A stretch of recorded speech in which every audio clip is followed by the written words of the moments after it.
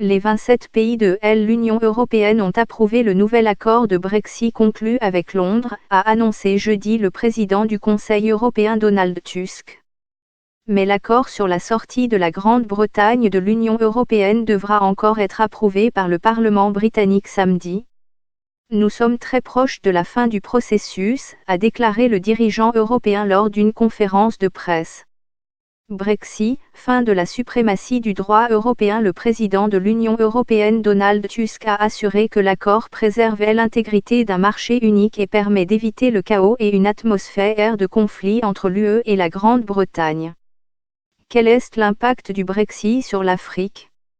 Ce que je ressens aujourd'hui, c'est de la tristesse parce que dans mon cœur, je serai toujours un reste, a déclaré Donald Tusk. La nouvelle version de l'accord a été évaluée positivement par l'Irlande et la Commission européenne. L'accord doit encore passer devant le Parlement britannique, mais les dirigeants européens l'ont salué comme une étape importante. Pourquoi ?